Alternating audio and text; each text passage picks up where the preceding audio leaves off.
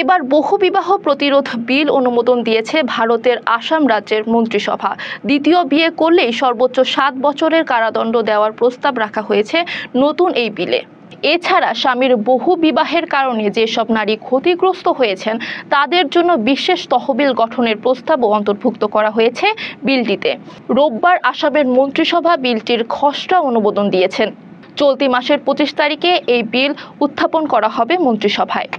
2026 সালের বিধানসভা নির্বাচনের আগে বহুবিবাহ নিষিদ্ধ করা এই বিল রাজ্যের মুখ্যমন্ত্রী হিমন্ত বিশ্ব শর্মা সরকারের জন্য একটি মাইলস্টোন হতে চলেছে, এমনটাই জানিয়েছেন রাজনৈতিক বিশ্লেষকরা।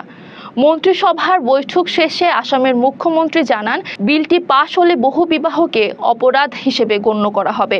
সংবাদ সম্মেলনে তিনি আরও বলেন, এই বিল পাশ হওয়ার পর আসামে কেউ দ্বিতীয় বা তৃতীয় বিয়ে করলে তাকে গ্রেপ্তার করে কারাগারে পাঠানো হবে।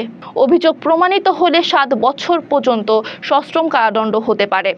এমনকি এই আইনে গ্রেপ্তার হলে সঙ্গে সঙ্গে জামিন পাওয়ার সুযোগ থাকবে না। মুখ্যমন্ত্রী আরও বলেন, বিলটির এই বিশেষ দিক হচ্ছে বহুবিবাহের শিকার নারীদের আর্থিক সহায়তার জন্য বিশেষ তহবিল গঠন করা।